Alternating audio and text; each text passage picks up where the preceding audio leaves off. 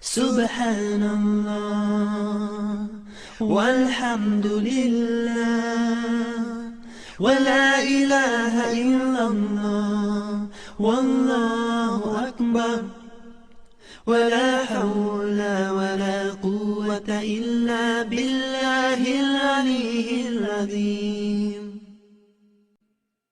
سبحان الله والحمد لله ولا إله إلا الله والله أكبر ولا حول ولا قوة إلا بالله العلي العظيم سبحان الله والحمد لله ولا إله إلا الله والله أكبر ولا حول ولا قوة إلا بالله العلي العظيم سبحان الله والحمد لله ولا إله إلا الله والله أكبر رب اشرح لي صدري ويسر لي أمري واحلل عقدة من لساني يفقهوا قولي. Mes frères et sœurs, tout d'abord je commence par remercier Allah Azza wa Jal de m'avoir facilité d'être présent avec vous aujourd'hui. Et de même je remercie la Mosquée Al-Mouahidine pour cette invitation. Jazakumullah khair. Qu'Allah Azza wa Jal fasse que ce que vous allez entendre soit dans le compte de leurs bonnes actions. Mes frères et sœurs, je vous aime pour Allah Azza wa Jal et j'ai choisi un thème bien spécial. Notre thème aujourd'hui avec vous, bi'idhnillahi ta'ala, est garde le moral. Garde le moral. Il est vrai que la meilleure chose que la personne peut connaître est l'apaisement du cœur, la tranquillité, le repos et le bonheur. Et la pire des choses qu'une personne peut rencontrer dans sa vie est la perte de morale, les soucis et les dépressions. Notre prophète, alayhi salatu wassalam, qui fut un exemple pour l'humanité, était celui qui avait le plus le moral, malgré ce qu'il a vécu dans sa vie. Et pour ceux qui ont lu la biographie du prophète sallam, ils remarqueront que le prophète sallam en a rencontré des difficultés. Il annonçait toujours des bonnes nouvelles, malgré ce qu'il a vécu. Et il ne faisait pas fuir. Il rendait toujours les choses faciles. Et il ne les rendait pas dures. Il n'était pas de ceux qui connaissaient le désespoir, ni la paresse. Le sourire ne quittait jamais son visage. Et il était satisfait du destin d'Allah Azza wa Jal. La facilité a toujours fait partie de sa religion.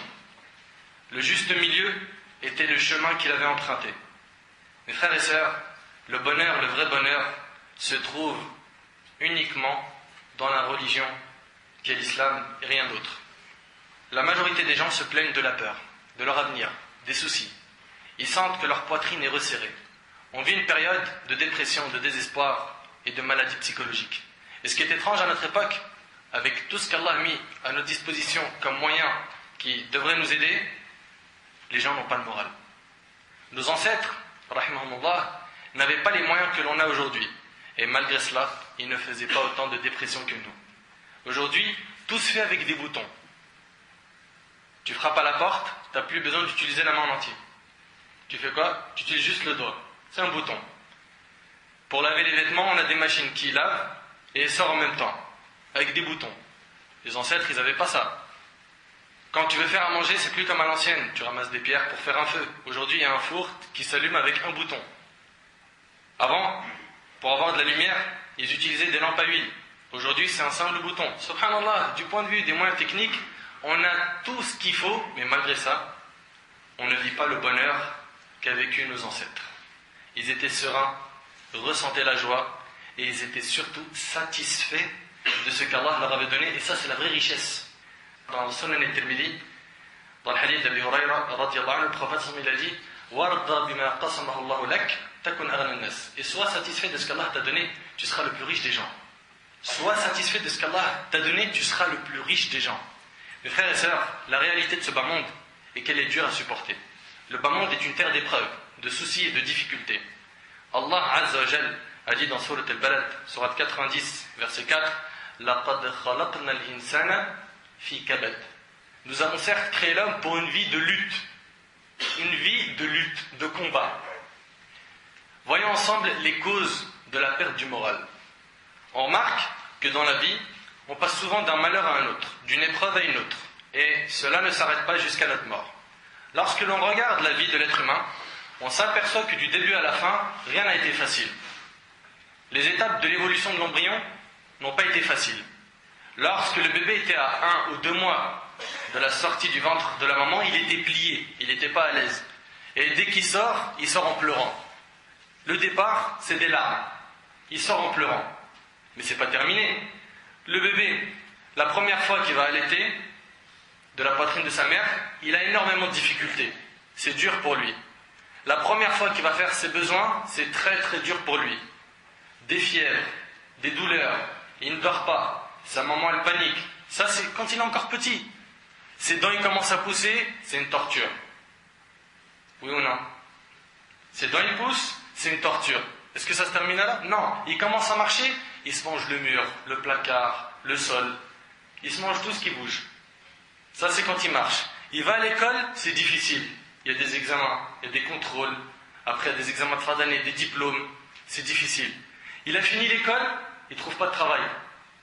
C'est difficile. Pareil. Il a trouvé un travail, il n'arrive pas à se marier. Pourquoi? Parce qu'on regarde que l'argent. Et on évalue la personne en fonction du compte bancaire aujourd'hui. C'est ça le plus important. Il s'est marié, il a des problèmes de couple. Il a eu des enfants, c'est super dur à éduquer des enfants aujourd'hui, surtout dans notre génération. Oui ou non? On voit en fait que rien n'est facile. Tout est dur. Du début à la fin. Et le vrai repos se trouvera, Inch'Allah, au paradis. On a demandé à l'imam Ahmed ibn Hanbal, rahimahullah, quand nous reposerons-nous? Il répondit, lorsque tu auras mis le pied dans le paradis, tu te reposeras. Tant que tu es fait de dunya, tant que tu es dans ce bas monde, tu seras éprouvé. Et si tu le sais, garde le moral. Ne perds pas le moral. Garde-le. Je sais que c'est difficile, on va essayer, Inch'Allah, de t'aider à garder le moral. En effet, il n'y a pas de repos avant le paradis. Dans la vie d'ici-bas, il y a des tracasseries, des tourments, des épreuves, des accidents, des afflictions, des catastrophes, des maladies, des soucis, des chagrins, de la tristesse et du désespoir. Lorsque l'épreuve te touche et te blesse, ou plutôt lorsque les épreuves, au pluriel, tombent sur toi en cascade, et que tu es comme la branche tombée dans le courant rapide, se précipitant vers la chute d'eau en se brisant sur les rochers, ballotté de part en part, ô toi qui m'écoutes, sache qu'à ce moment-là, quand tu es bien éprouvé, sache qu'Allah Azza wa Jal t'aime. Allah t'aime. Écoute cette parole avec ton cœur, et non pas avec tes oreilles. Ouvre ton cœur et entends ces mots inestimables. Allah Azza wa Jal t'aime. Cela ne provoque-t-il rien dans ton cœur? Cela ne soulage-t-il pas un tant soit peu ta peine? Ô frère, ô ma sœur, certes ton épreuve n'a pas disparu après ces paroles. Ton épreuve va continuer et tu vas encore en souffrir car Allah Azza wa Jal te veut du bien. Il te veut pour le paradis, mais tes œuvres ne sont pas à la hauteur. Alors, sachant qu'Allah Azza wa Jal t'aime, il t'éprouve jusqu'à te faire entrer au paradis. Si nous te rappelons ces paroles, ce n'est pas pour effacer ton épreuve, c'est plutôt pour que tu la vois d'une autre façon. Anas ibn Malik radiyallahu anhu a dit, le messager de Dieu sallallahu alayhi wa sallam a dit, quand Dieu veut du bien de son esclave, il lui accélère son châtiment dans ce monde. Allahu Akbar. Quand Dieu veut du bien de son esclave, il lui accélère son châtiment dans ce monde. J'ai dit, ouvrez vos cœurs et non vos oreilles. Je répète, quand Dieu veut du bien de son esclave, il lui accélère son châtiment dans ce monde. C'est-à-dire quoi? C'est-à-dire qu'il va payer des factures. Des factures qui sont lourdes. Pourquoi? Parce qu'il a prétendu et il a dit haut et fort qu'il avait la foi. Tu as la foi, tu payes des factures, ça s'appelle des épreuves. Les épreuves des croyants. Et les prophètes qui étaient les hommes les plus pieux en ont payé. Quand Dieu veut du bien de son esclave, il lui accélère son châtiment dans ce monde. Quand il veut du mal de son esclave, il s'abstient de le châtier pour sa faute jusqu'à ce qu'il en reçoive sa punition entière le jour de la résurrection. T'imagines? Aujourd'hui, certains d'entre nous se posent des questions. Pourquoi un tel qui n'est pas musulman, il vit le paradis? Allah lui donne le paradis sur terre. Et il donne ce bas monde à ceux qui l'aiment et ceux qui ne l'aiment pas. Mais l'au-delà, il ne le donne qu'à ceux qui l'aiment. Le prophète alayhi salatu salam a dit aussi, la grandeur de la récompense va de pair avec la grandeur de l'épreuve. Dieu le Très-Haut, quand il aime les gens, il les éprouve. Regarde, Dieu le Très-Haut, quand il aime les gens, il les éprouve. Celui qui accepte l'épreuve avec abnégation aura la satisfaction de Dieu. Tu acceptes l'épreuve, tu dis Alhamdulillah, il y a pire que moi, je reconnais que j'ai fait des erreurs et que là j'en paye des factures. Tu dis ça, Allah subhanahu wa ta'ala sera satisfait de toi. Et celui qui lui oppose son mécontentement, Dieu sera mécontent de lui, rapporté par Tirmidhi. Subhanallah. Un seul hadith, akhil kalim, urtil kalima, tu l'écoutes avec ton cœur, il peut changer ta vie. Un seul. Tu vas sûrement rentrer chez toi après avoir écouté ce dals, autant mon frère qui m'entend, et il se peut que ton propre père t'insulte car tu es assidu aux 5 prières. Tu vas tout le temps à la mosquée. Tu es attaché à la sunna.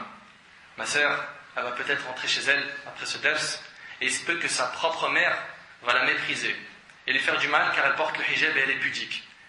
Patiente ma sœur et endure, et comporte-toi bien avec tes parents. Allah Azza wa Jal nous a dit dans le Coran, dans Surat Al-Ankabut, Surat 29, versets 1 et 2, Alif Lam Mim, Ahasiba an-nasu ay yutraku, ay yaqulu amanna, wa hum la yuftanoun. Alif Lam Mim. Est-ce que les gens pensent qu'on les laissera dire nous croyons sans les éprouver? À partir du moment où tu as dit je crois, tu es éprouvé. C'est terminé. Tu crois en Allah fermement, tu es éprouvé. Il se peut que tu rentres chez toi et que ta maladie continue et que la douleur t'exténue. Que ton rêve le plus cher soit de pouvoir faire un soujoud, une prosternation dont tu n'as plus la capacité. Il se peut que tu aies été ensorcelé par un ennemi d'Allah ou qu'un jaloux minable t'ait jeté un mauvais œil et que la guérison tarde à arriver. Il se peut qu'aucune femme ne t'accepte en mariage. Ma sœur, il se peut qu'aucun homme pieux ne se présente pour demander ta main. Ô toi qui es marié, il se peut que tu aies des problèmes de couple, que tu sois au bord du divorce, que tu aies des problèmes d'argent et que tu ne saches plus comment faire pour nourrir tes enfants. Il se peut que tu ne trouves aucun travail et cela depuis longtemps. Il se peut que tu sois à des centaines ou des milliers de kilomètres de ce que tu aimes pour une raison quelconque et que cet éloignement brise ton âme. Et il se peut, et c'est là l'épreuve la plus dure, que tu sois la seule personne de ta famille à laquelle Allah ait donné la vue du cœur. La vue du cœur, et que tu sois le seul à être guidé à la vérité et à vouloir obéir à Allah et son prophète sallam, et que toute ta famille te combatte, te méprise, te rabaisse, sachant que tu fais ce qui satisfait Allah tabaraka wa ta'ala et qu'ils font ce qui le met en colère. Ô toi mon frère qui a embrassé l'islam, le reconverti à l'islam, et ma sœur qui a embrassé l'islam, il se peut que vous soyez même encore plus éprouvés que cela, car vous ressentez que vous êtes parmi les vôtres comme la brebis noire dans son troupeau, alors que c'est vous qui êtes les bien-aimés d'Allah, tandis que ceux qui ne veulent pas suivre le chemin que vous avez emprunté sont dans l'égarement le plus total. Qu'Allah Azza wa Jal les guide et guide toutes les familles de nos frères et sœurs reconvertis. Allahumma amin. Patiente mon frère, patiente ma sœur, et reçois la bonne nouvelle de notre prophète sallam qui a dit: quand Dieu veut du bien de son esclave, il lui accélère son châtiment dans ce monde. Tu préfères quoi? Les épreuves de ce bas monde, être privé d'argent, de santé, de mariage, de famille, ou plutôt avoir le châtiment fi alam al-barzakh, dans ta tombe, que tu ne puisses pas répondre à Munkar et Nakir, que tu passes sur le pont du Sirat, tu tombes fi jahannam wal iyadu billah. Qu'est-ce que tu préfères? Qu'on accélère ton châtiment maintenant et que tu payes maintenant et tu vas au paradis direct pour une éternité, ou l'inverse? Patiente. Ô toi l'éprouvé, lorsque tu ressens que tout ton être entier se resserre autour de toi, que tous les biens de ce bas monde ne pourraient pas apaiser ta peine, lorsque tu voudrais t'évader de cette dunya maudite et éphémère après laquelle les gens courent comme les zèbres accourent au point d'eau, toi qui te sens à l'étroit dans ta propre personne, et ça c'est un sentiment que tous les vrais éprouvés ont expérimenté, tu te sens prisonnier de ton corps, tu as la sensation que ton âme est compressée et comprimée, et même si à cet instant on met devant tes yeux un horizon large et vaste comme l'océan, tu ressens quand même être la personne la plus opprimée du monde et tu sens que ton âme et ton cœur te troublent. Sache, akhil kalim, urtil kalima, qu'après toute difficulté, Allah Azza wa Jal ouvre des portes de facilité. Quand l'épreuve bat son plein, et ce depuis de nombreuses années, alors tu ressens vraiment ce sentiment d'être à l'étroit dans ta propre personne, aussi vaste que soit la terre. À ce moment-là, tu ressens purement et sincèrement qu'il n'y a pas d'autre refuge en dehors d'Allah qu'auprès de lui. Et c'est là que tu te retournes vers lui. Et là, on a des gens, les frères et sœurs, c'est des saisonniers. ils adorent Allah dans des périodes, dans des endroits. Ils l'adorent pendant Ramadan, dans la mosquée. En dehors du Ramadan, il n'y a plus d'adoration. En dehors de la mosquée, il n'y a plus d'adoration. C'est deux personnes différentes. À la mosquée, il est pieux, en dehors, ahwal. Alors que dans Sunan al-Tirmidhi, le prophète sallallahu alayhi wa sallam dit: connais Dieu dans les moments d'aisance, il te connaîtra dans les moments de détresse. Si dans les moments où tu es bien, tu es proche d'Allah, dans tes moments de difficulté, tu verras qu'Allah se rapproche de toi. Quand tu vas tomber malade, quand tu auras une grande épreuve où tu vas te dire mais comment m'en sortir, sache que le Tout-Puissant sera à tes côtés. Et dans le cas où dans le moment d'aisance, tu es loin d'Allah, tu as tout perdu. Tout perdu. Mes frères et sœurs, je m'adresse à tous ceux qui ont été attaqués moralement et ont perdu le sourire de leur visage en leur disant: gardez le moral, ne soyez pas tristes. Aujourd'hui, on voit des gens revenir à la religion et baigner dans les moqueries de leur famille. Alhamdulillah, on voit vraiment un grand retour. La jeunesse, masha'Allah, elle ne fait que d'augmenter. Les mosquées, elles se remplissent de jeunes. Les jeunes reviennent et ils ont soif, ils veulent apprendre la religion. Ils ont du mal à pratiquer leur religion. On leur donne des surnoms à la maison. Pourquoi? Parce qu'ils se sont remis sur le droit chemin. Toi le barbu, l'extrémiste, le rigoriste, le terroriste, tout ce qui finit par iste. Ils sont entourés par des interdits chez eux, comme la musique, la pratique des intérêts, la médisance, l'exhibition. Des fois, c'est même de la sorcellerie. Ces gens-là, ils voient leur famille loin de l'islam, ils sont tristes. À tous ceux qui sont tristes et qui sont concernés par ce que je viens de dire, patientez. Wallahi al-azim, Allah subhanahu wa ta'ala, il vous réserve une énorme récompense. Ils veulent se marier, ces jeunes-là, mais ils n'ont pas d'emploi stable ou d'appartement et ils perdent le moral face aux épreuves de la vie et des tentations.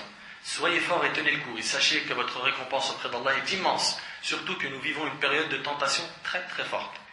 Et je m'adresse maintenant à plusieurs catégories de personnes. Je m'adresse aux sœurs qui ont eu des problèmes et des disputes interminables avec leurs parents. Dès qu'elle est retournée à la religion, elle a commencé la prière à porter le hijab, tout a basculé avec ses parents, au point où certaines sœurs ont été menacées d'être renvoyées de chez elles. Pourquoi? Parce qu'elle a porté le hijab.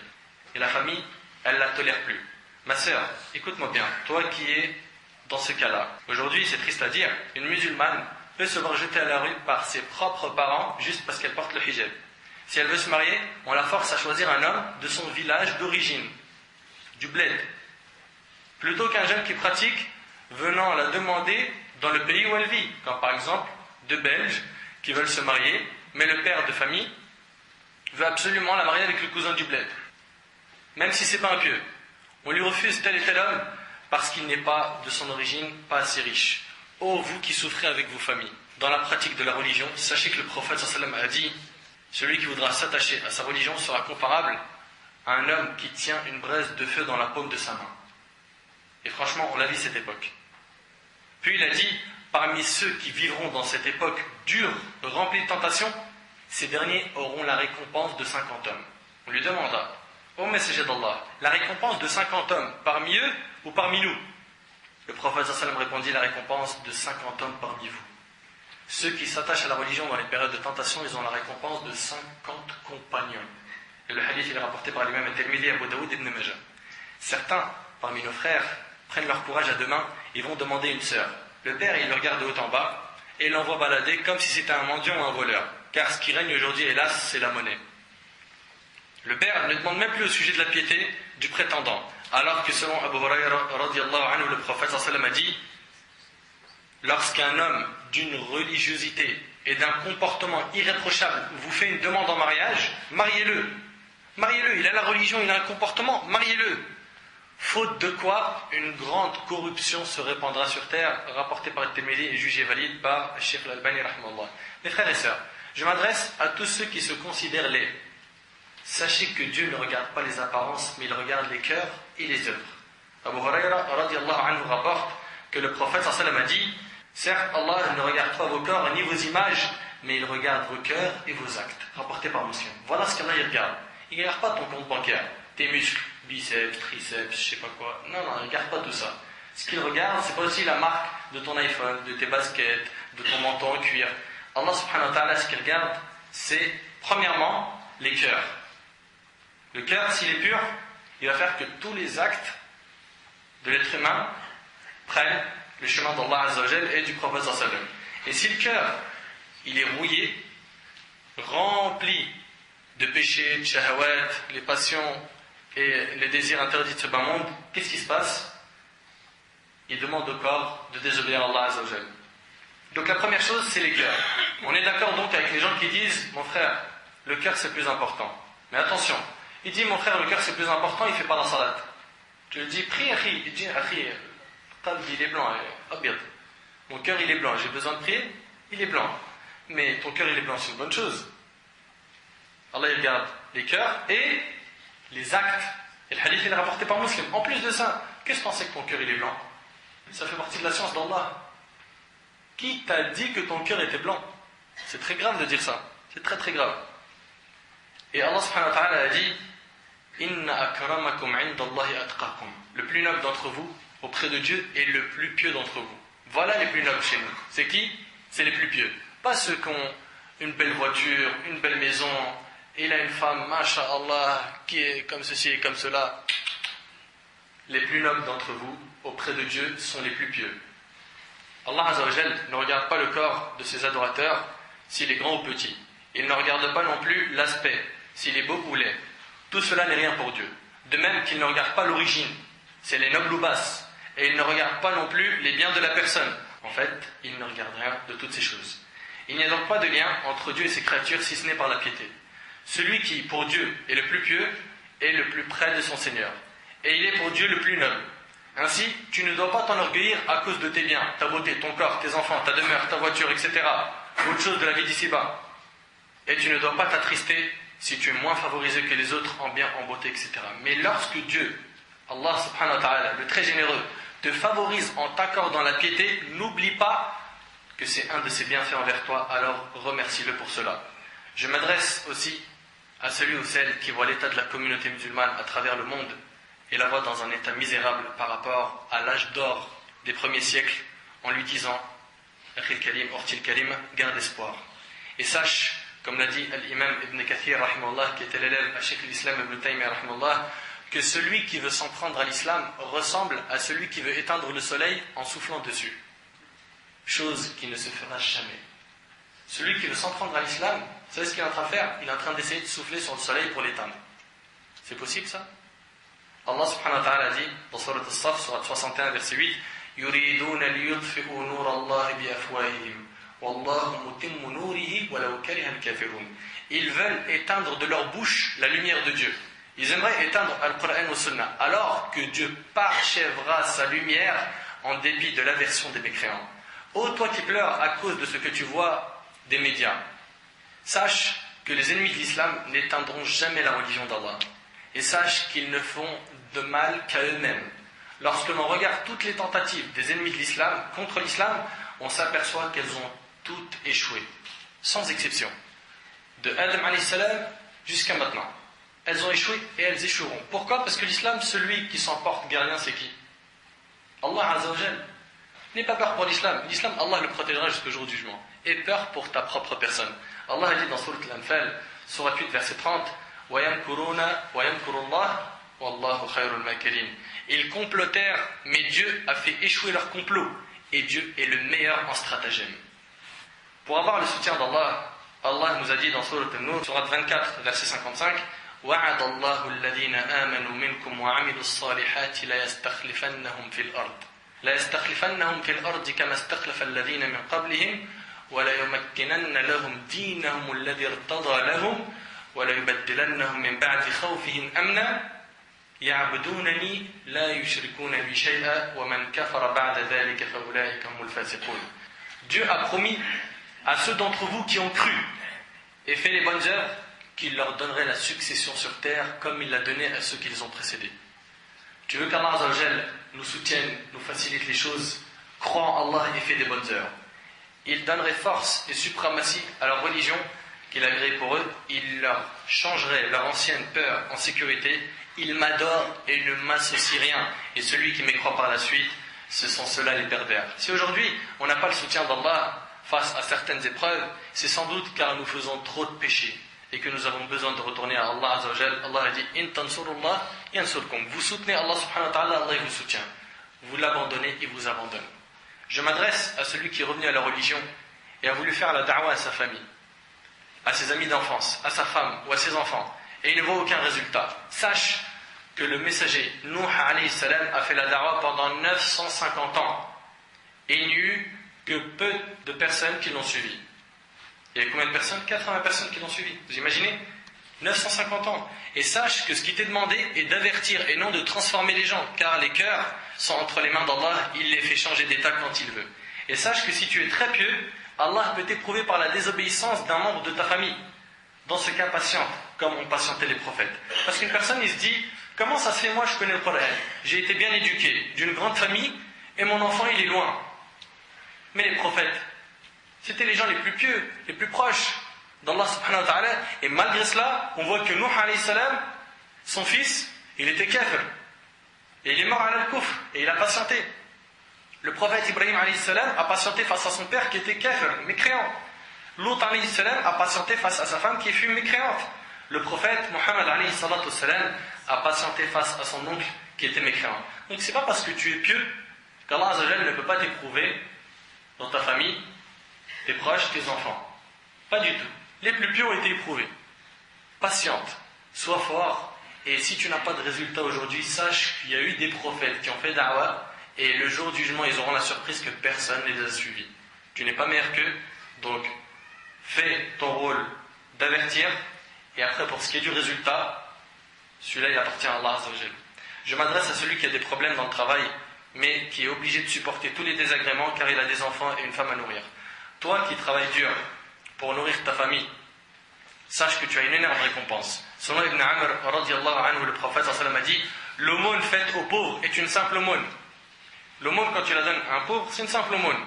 Et aux proches, quand tu fais une aumône à un proche, elle en compte deux.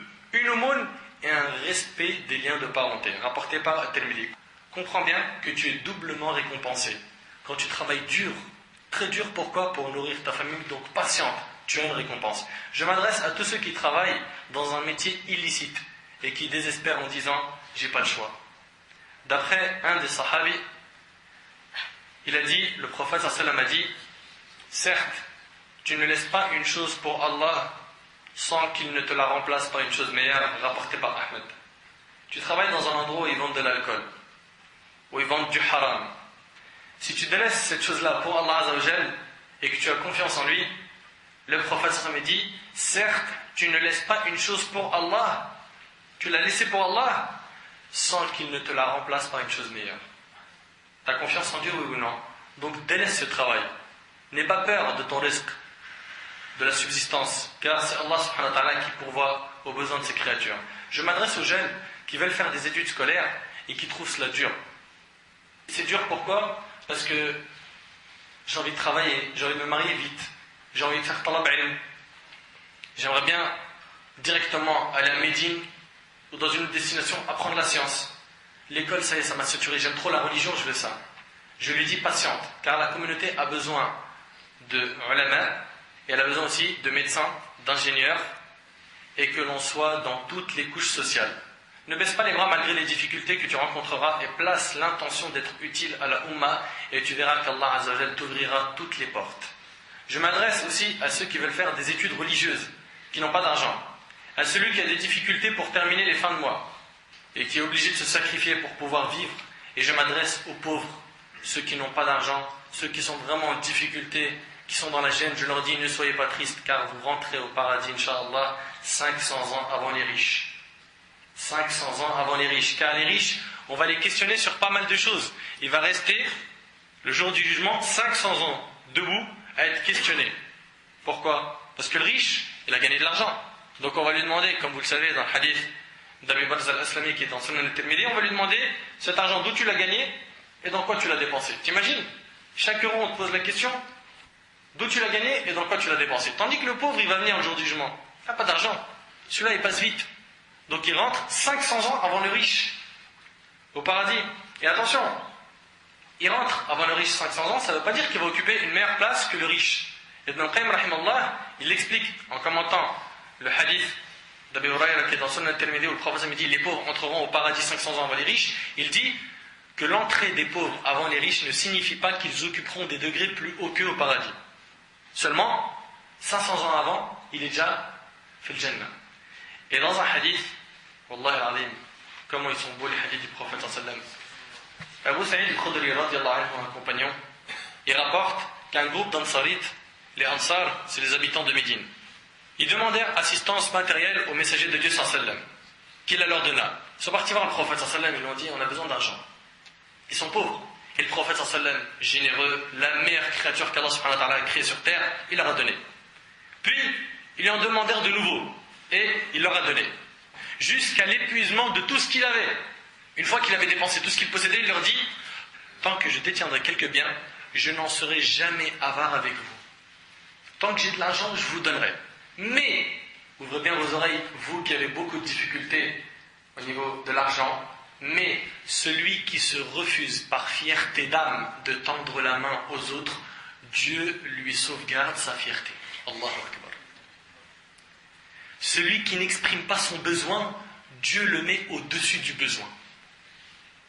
Celui qui ne dit pas aux gens « Oh, j'ai des problèmes d'argent, ça va mal, Allah, il le met au-dessus du besoin.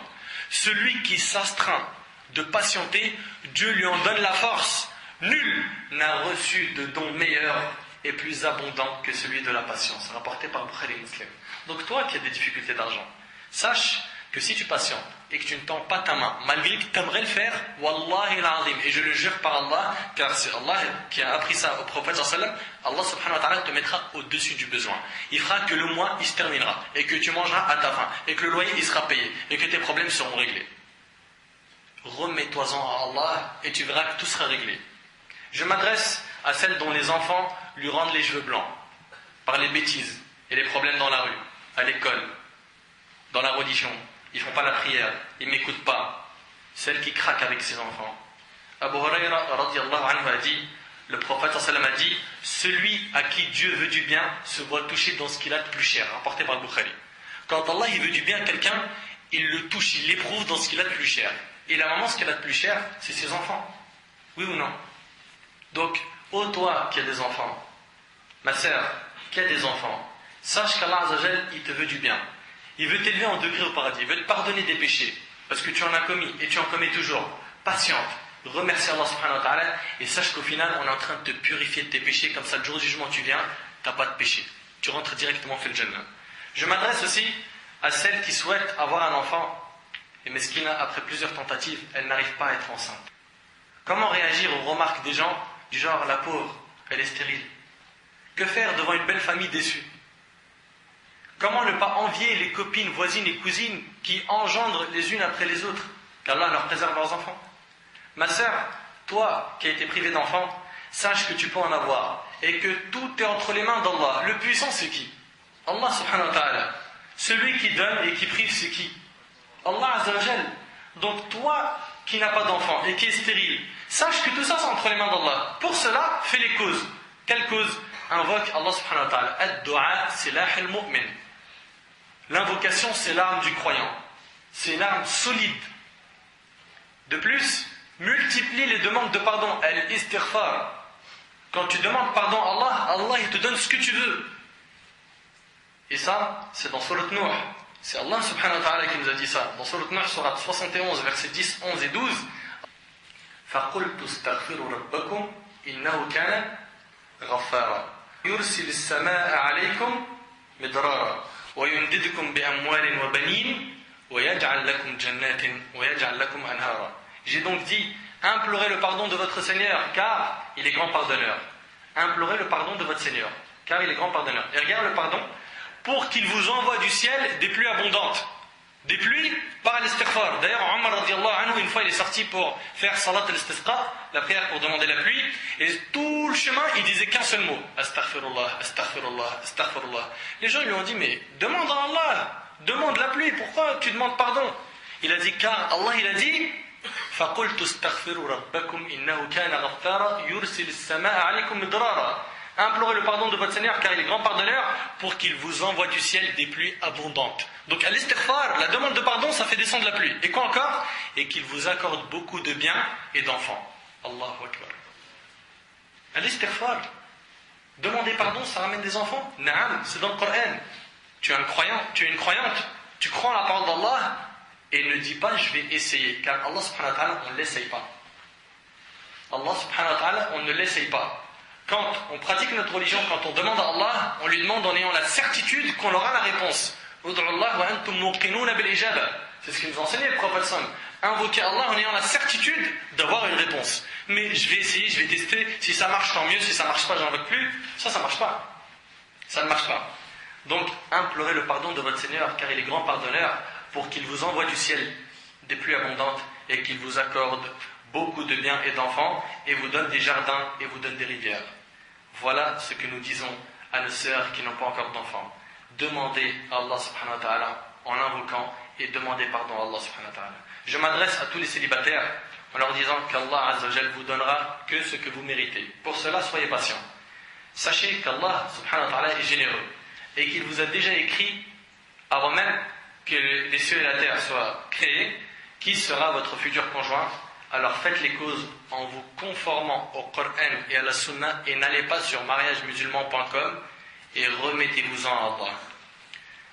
Je m'adresse aussi à tous ceux qui ont des soucis et qui pensent qu'ils sont insurmontables. Exemple, les endettés, les problèmes d'argent. Il a trop de soucis. Sa tête, c'est une machine. Elle travaille toute la journée. Il réfléchit trop. Il y en a, wallah, il ne dort pas avec des soucis. Il réfléchit. Et des fois, il y en a même, il se crée des problèmes. Il a un tout petit truc, il en a fait le problème du siècle. Sachez, vous qui avez des soucis, que quand vous serez au paradis, vous n'aurez plus de soucis. Quiconque se détournera de l'au-delà sourira peut-être dans ce bas monde, mais pleurera sûrement dans l'au-delà. Selon Anas radiallahu anhu, le prophète sallallahu alayhi wa sallam a dit, le jour de la résurrection, le jour du jugement, on fera venir d'entre les gens de l'enfer celui qui aura le plus joui de la vie d'ici-bas. Une personne qui s'est éclatée, il a tout fait, vacances, tout ce que tu veux, mais dans le haram. Fornication, drogue, alcool, soirée dansante, pub, etc., etc., etc. Celui-là, on va le ramener. On le plonge alors une seule fois dans le feu et on lui dit, ô fils d'Adam, as-tu jamais connu quelques biens? Est-ce que tu as connu du bien dans ta vie? Celui-là, aux yeux des gens bien sûr qui ne sont pas dans la religion, il s'est bien éclaté. Il s'est trop bien amusé. Franchement, il a bien vécu sa vie, il en a profité. C'est vrai, c'est pas vrai. Celui-là, qui s'est bien éclaté, comme le disent les gens, on va le prendre, on va le tremper une seule fois en enfer. Et Allah va lui dire, alors, c'était bien la dunya, tu t'es bien amusé? Il va dire, non, j'ai jamais rien vu de bien dans ma vie. Pourquoi? Parce que être trempé une seule fois en enfer, c'est un formatage du disque. Ça t'efface tout. T'as plus rien dans la cervelle. T'as plus rien, tout s'efface. Et de même, on ramènera la personne qui a eu la vie la plus misérable dans ce bas monde. Des épreuves, des problèmes de famille, de santé, d'argent, des problèmes, mais il était pieux, il était attaché à sa religion, il disait la salat sérieusement. Il aimait Allah du fin fond de son cœur. Celui-là, on le ramènera. Et cet homme-là, c'est une personne qui va normalement au paradis. Il a connu la vie la plus misérable dans ce bas monde et on le plonge une seule fois dans le paradis. On lui dit alors, ô fils d'Adam, as-tu jamais connu quelques misères? As-tu jamais rencontré la gêne? Il dit non par Dieu. La wallahi. Je n'ai jamais connu la misère et je n'ai jamais rencontré la gêne rapportée par un musulman. Patiente, Akhil Karim. Patiente, tu seras trempé une fois fil jannah, c'est oublié, c'est fini. Tout ce qui te fatigue aujourd'hui l'esprit, tu vas l'oublier. Trempé fil jannah une fois, t'imagines une goutte de jannah, ça y est, plus rien dans la cervelle. Plus de soucis, plus de misère, rien. Tout ça, alhamdulillah, c'est effacé. Et pour les soucieux, écoutez ce cadeau. Selon Abu Sa'id al-Khudri et Abu Huraira, radiyallahu anhuma, le prophète sallallahu alayhi wa sallam a dit, il n'est pas une fatigue, ou une maladie, ou un souci, ou une peine, ou un mal, ou une angoisse qui touche le musulman, jusqu'à l'épine qui le pique, sans que Dieu ne lui efface à cause de cela une partie de ses péchés rapportés par Bukhari Muslim. Tu as des soucis, tu réfléchis à ton souci, il y a des péchés qui partent. T'imagines? Tu es juste en train de réfléchir, oh là là, comment je vais faire pour ça? Comment je vais faire? Dans le compteur des péchés, on est en train de supprimer, vider la corbeille. T'imagines un petit peu? C'est pas trop grand tout ça? Mais ça, c'est pour qui ça? C'est pour le vrai mu'min, le croyant, celui qui aime Allah et son prophète sallallahu alayhi wa sallam. Je m'adresse à celui ou celle qui a des difficultés avec son conjoint, mari ou épouse, à cause de ses désobéissances à Allah. Nous lui disons patiente. Ne pense pas directement au divorce. Ô vous qui êtes mariés, ne pensez pas directement au divorce. C'est la chose la plus simple, la solution la plus facile. Le divorce, c'est trop facile. Nous, ce qu'on te demande, toi qui m'entends, c'est d'être fort. Fais des invocations, place une bonne intention et aie confiance en Dieu et tu verras qu'avec le temps, ça portera ses fruits. Toi qui as du mal à communiquer avec ton épouse, car les problèmes ont traîné trop longtemps derrière toi, demande conseil aux gens de science. Si la communication se bloque complètement avec l'époux ou l'épouse, faites intervenir une personne de confiance qui est sage et qui a la religion et a de la science afin qu'il tranche entre vous selon Al-Qur'an ou Sunnah. Et ne soyez pas de ceux qui racontent leurs problèmes à tout l'univers et enlevez de vos têtes, ô vous mes sœurs, le divorce. Enlevez ça de vos têtes, car lorsque vous êtes en colère, vous y pensez direct. Sache ma sœur que celle qui demande le divorce sans raison valable ne sentira pas l'odeur du paradis. Et ça c'est un hadith que le prophète sallam a dit et qui est rapporté par les 5. Donc, toi qui as des problèmes de couple, patiente, sois fort. Tu sais, construire c'est toujours difficile. Démolir c'est très facile. On le voit dans le bâtiment, on le voit dans la Ummah, on le voit dans les couples. Dans la Ummah, dans la communauté, pour construire une Ummah, on souffre. Pour unir les gens dans une mosquée et qui considèrent que c'est tous des frères et qui s'aiment pour Allah, c'est un combat. Pourquoi? Chacun y rentre, il a peur de l'autre. Pourquoi? Parce que c'est des jeunes. Ou l'autre, il dit, oh, les personnes âgées là, ils vont nous prendre la tête. Ou l'autre, il rentre, il analyse. Ça sent quoi là? C'est du salafisme, c'est du tablirisme, c'est du ikhwanisme, c'est quoi la mosquée? La température un peu qu'on sache. Pourquoi tu rentres pas, tu ne considères pas directement, tant que tu n'as pas vu de shirk et de bid'a, que tout le monde ici présent font partie des gens de ta famille? Et que tu les aimes tous. Et qu'au final, ce que tu veux, c'est que tous et toutes, on aille au paradis ensemble. Non. Construire, wallah al-azim, c'est toujours dur. Mais démolir, c'est très facile. Pourrir la réputation d'un savant, d'un shir, d'un conférencier, d'une sœur, d'un frère, c'est en 2 clics sur internet, sur un forum. Oui ou non? Divorcer, c'est en disant un mot. C'est terminé, c'est réglé. On voit vraiment que construire, c'est dur. C'est très dur. On construit une mosquée en 4, 5, 6 ans. On l'a démolie en un mois. Donc, les couples, faites très attention. Ne laissez pas le shaitan contrôler vos couples. Éloignez-le de vous. Éloignez-le. Et sachez que les problèmes, il y en a dans tous les couples. Un Nabi sallallahu alayhi wa sallam, il en a eu lui-même avec ses épouses. Mais il était intelligent. Et justement, le croyant, ce qui fait quand il a un problème avec l'épouse, il règle son problème très vite. Il peut en avoir un, mais il ne dure pas longtemps. Ça, c'est le croyant, le mu'min, le pieux, l'intelligent. Je m'adresse à la personne qui est atteinte d'une maladie ou possédée par un djinn et qu'elle repense au jour où elle était saine. Selon Abu Huraira, radiyallahu anhu, le prophète sallam a dit, le croyant et la croyante ne cessent d'être éprouvés dans leur corps, leurs enfants et leurs biens, jusqu'à ce qu'ils rencontrent Dieu le Très-Haut sans avoir à répondre d'aucun péché. Rapporté par Tirmidhi. Tu vois, tu as souffert dans ton corps, au final tu réponds à aucun péché. Tu rentres fil Jannah. Patient, garde la morale. Wallah, Inch'Allah, si tu le gardes et tu places ta confiance en Dieu et tu fais ce qu'Allah il a voulu et son prophète sallam, au final pour toi il n'y a qu'une seule destination, c'est Al-Jannah.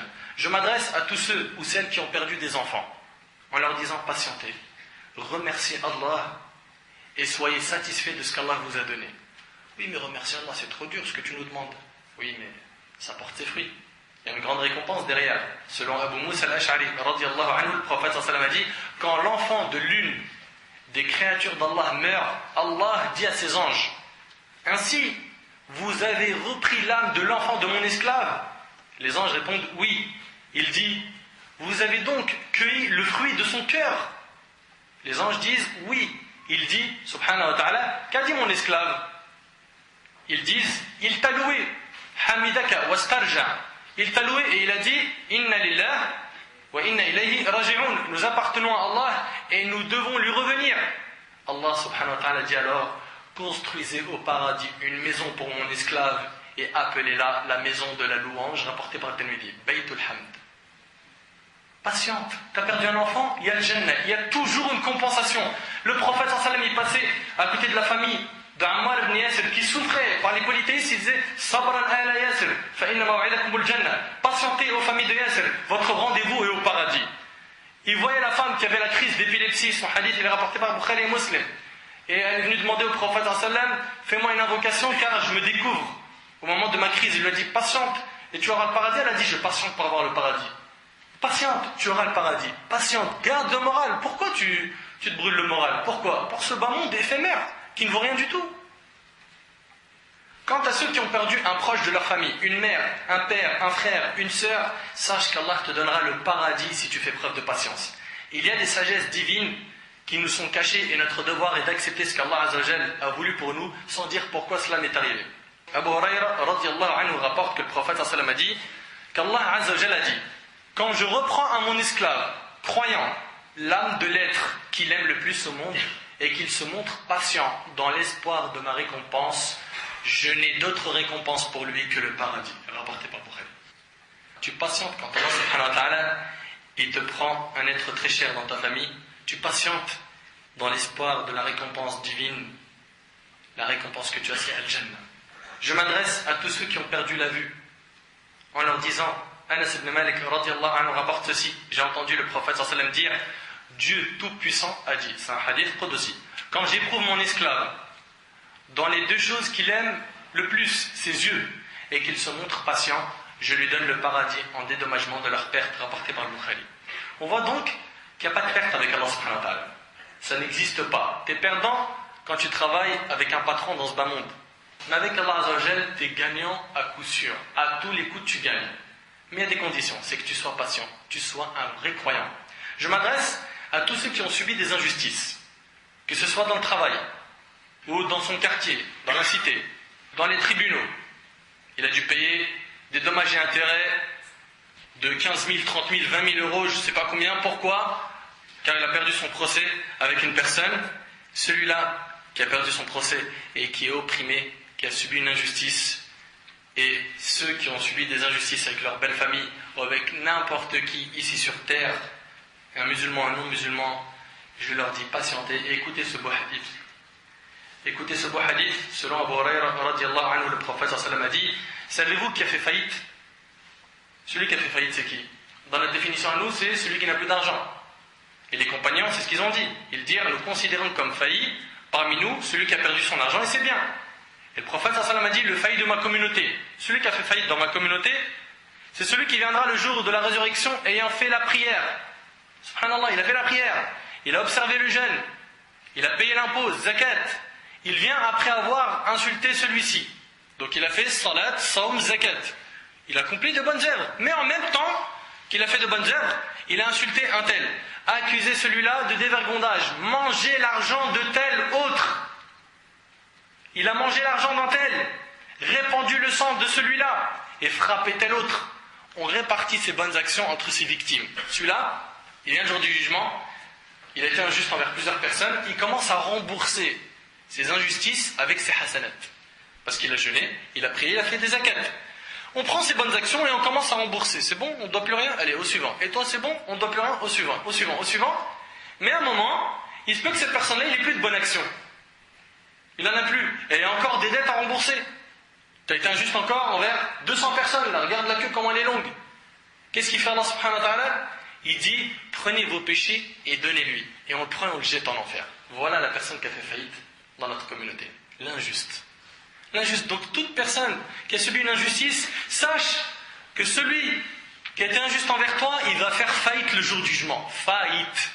Il avait peur de ne pas faire faillite dans son commerce, dans ses projets, mais il le fera le jour du jugement. Pourquoi ? Parce qu'il s'est emparé des biens d'un tel. Il a accusé un tel. Il a menti sur un tel. Il a fait du mal à un tel. Il a répandu le sang d'un tel, etc., etc. Et le hadith, il est rapporté par Muslim. Et Abu Kabsha, radiallahu anhu, rapporte qu'il a entendu dire, le prophète sallallahu alayhi wa sallam, 3 choses, je jure de leur authenticité. Et apprenez bien ce hadith que je vais vous citer. 1. Jamais la richesse de quelqu'un n'a diminué par une aumône. 2. Chaque fois que quelqu'un subit une injustice et la supporte avec patience, Dieu ne fait qu'augmenter sa considération. Allahu Akbar. Dieu ne fait qu'augmenter sa considération. 3. Chaque fois que quelqu'un choisit la porte de la mendicité, Dieu lui ouvre la porte de l'indigence. Rapporté par Tirmidhi. Je m'adresse à la personne qui a des difficultés à garder une foi forte et connaît régulièrement des chutes de foi terribles qui l'entraînent dans des péchés qu'elle avait délaissés il y a bien longtemps. Tu vois aujourd'hui le frère, masha'Allah, il est rentré dans le din, tabarakallah, il fait ses prières à la mosquée. C'est un pieux, il a laissé pousser le lihya, et il s'est marié, etc., etc. Et la surprise, c'est que le soir, il est sur des sites pornographiques. Il est dans le din, dans l'apparence, mais quand il est seul, c'est plus la même personne. Quand elle est seule, elle se permet des folies sur Facebook, sur Internet, alors qu'elle est mariée. Et même si elle n'était pas mariée, Allah subhanahu wa ta'ala la surveille. Ces gens-là, qui ont des baisses de foi, je leur recommande de s'armer d'une fréquentation solide. Une fréquentation solide.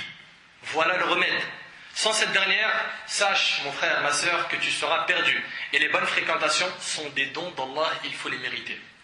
C'est des dons, des cadeaux, il faut les mériter. Sachez qu'être entouré de pieux ou de pieuses ne peut que nous fortifier. Donc toi qui as des baisses de foi, ta fréquentation ressemble à quoi? Moi je fréquente personne, j'ai pas le temps. Faux, c'est pas bon. C'est une erreur. Moi je fréquente des gens mais ils sont moyens comme moi. C'est très bien, mais cherche à évoluer. Fréquente des gens solides, pieux, qui apprennent Al-Qur'an, As-Sunnah, qui mettent en pratique surtout. Parce qu'apprendre aujourd'hui, tout le monde apprend. Nous, ce qu'il nous faut plus, c'est quelqu'un qui nous pousse à la pratique. Je m'adresse à celui ou celle qui est reconverti depuis peu de temps et qui a du mal à se faire des amis parmi les musulmans, à se marier, à fortifier sa foi, à évoluer. Ses parents ne le reconnaissent plus et lui font la guerre à cause de sa nouvelle foi. C'est difficile pour lui de prier à l'heure. Il se cache parce que maman et papa, s'ils apprennent qu'il est musulman, c'est chaud pour lui. Donc il se cache, il fait ses ablutions en cachette. Faire le ramadan pour lui c'est un combat. Manger halal ou tout simplement appeler ses parents et sa famille à l'islam, c'est une mission impossible. Je m'adresse à ceux-là, je dis aux reconvertis à l'islam, soyez forts, attachez-vous à votre religion fermement tout en restant doux avec vos parents et ne les brusquez pas. Et là, il y a un déséquilibre dans cette histoire. C'est qu'à chaque fois qu'on voit aujourd'hui une personne qui embrasse l'islam, il est ferme dans sa religion, mais il est plus doux avec ses parents. Ce prétexte que c'est des koffars. Mais tu l'étais il n'y a pas longtemps. Tu l'étais toi-même il n'y a pas longtemps. Et ce qui t'a permis aujourd'hui de revenir, bien sûr c'est Allah subhanahu wa ta'ala, mais il y a eu des intermédiaires, il y a eu des causes, il y a eu des gens qui ont parlé avec toi. Sois toi la cause de la reconversion de tes parents, des proches de ta famille. Tu brusques les choses. Comment tu veux qu'ils apprennent à aimer l'islam, ou s'ils sont musulmans, et que toi tu es musulman, et que tu viens de faire une nasiha, un conseil d'une manière cruelle, dure, comment veux-tu qu'ils acceptent? C'est normal qu'ils seront sur la défensive. Ne brusque pas les choses. Faites vos pas lentement mais sûrement. Faites-vous suivre par des gens qui font de bons conseils basés sur nos sources religieuses, Al-Qur'an ou Sunnah. Oh, vous les reconvertis, si vous pensez que vous n'avez pas de famille, car la vôtre vous a renié, vous vous trompez. Aujourd'hui, vous avez une grande famille d'1 milliard de personnes. Vous trouverez toujours notre soutien.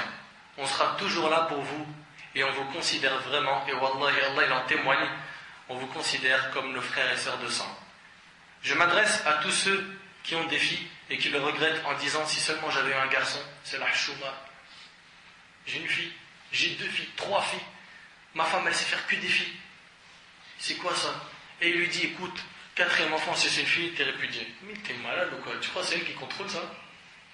Ça va pas dans ta tête. On a des gens qui sont pas bien, il leur manque plus qu'une case. Comment tu veux lui dire ça? Aïcha radhiyallahu anha a dit j'étais chez moi quand une femme entra à mendier avec ses 2 filles.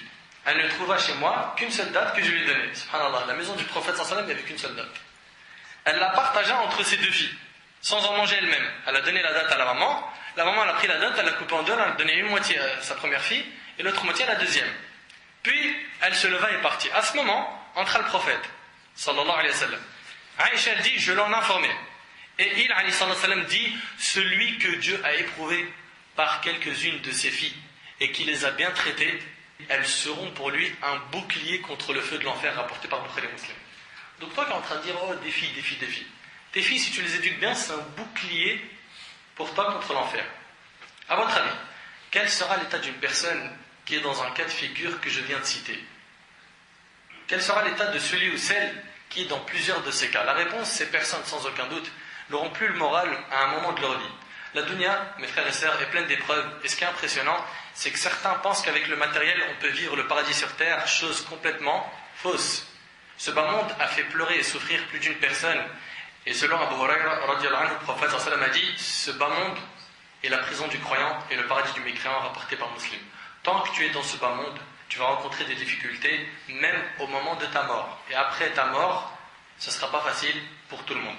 Par contre, s'il y a une chose qui fait plaisir, c'est de savoir que dans le paradis, tous nos soucis vont s'arrêter. Tous nos soucis, il n'y a plus rien. Allah subhanahu wa ta'ala dit dans Surat Al-Hijr, Surat 15, verset 48, La yamassuhum fiha nasabun wa ma hum minha bimukhrajin. Nulle fatigue ne les touchera. Tu n'es plus touché par la fatigue, c'est fini, c'est le paradis, c'est la jouissance éternelle. Et on ne les en fera pas sortir. Et dans Surat Taha, Surat 20, verset 118 et 119, Allah subhanahu wa ta'ala, en s'adressant à Adam, il lui a dit Inna laka alla tajwa'a fiha wa la ta'ra wa annaka la tadma'u fiha wa la tadha. Car tu n'y auras pas faim, ni ne seras nu. Ça n'existe plus. J'ai faim, je suis malade, j'ai la fièvre, je vomis, je fais mes besoins. Le Jannah, ça n'existe plus. Au paradis, c'est terminé. C'est une jouissance éternelle qui n'a plus de fin. Ouais, mais c'est dur d'imaginer l'illimité. C'est normal. Ton cerveau, il est limité. Comment penses-tu que tu pourrais imaginer l'illimité? Car tu n'y auras pas faim, ni ne seras nu. Tu n'y auras pas soif, ni ne seras frappé par l'ardeur du soleil.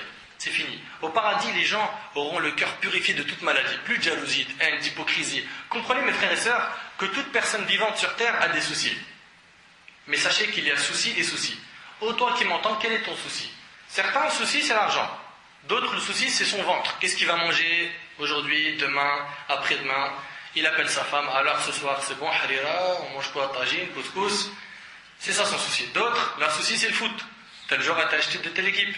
Le meilleur buteur, c'est un tel. L'équipe Nana est championne de la Ligue 1. Ils ont gagné la coupe, je ne sais pas quoi. Ceux-là, à chaque fois qu'ils restent avec toi, ils parlent que de foot. Que de foot. Il va même s'allier avec des gens et se désavouer de certains pour le foot. Pour une équipe, pour un joueur. Wala hawla wala quwwata illa billah. Il y en a même, ils m'ont dit que c'est une aqida, c'est une religion le foot. D'autres, leur souci, c'est les femmes. Je lui ai dit ça, elle m'a dit ça, elle est belle, elle s'appelle Isabelle, je ne sais quoi. Toute la journée, ils parlent que de femmes. Certains ont comme souci d'obéir du mieux que possible à Allah Azza wa Jal. Ça, c'est le souci des pieux. Avoir comme souci d'obéir à Allah subhanahu wa ta'ala, ça, c'est le souci du pieux. Quel est donc ton souci, toi qui m'entends? Il faut que ton souci soit que cette religion avance le plus rapidement possible. Et que tu sois un élément utile pour cette ummah. Et quand je dis un élément utile, tout le monde comprend quand on dit élément utile, c'est tu es assis comme à Boanès, tu as une chaise, tu as un public et tu parles. Non.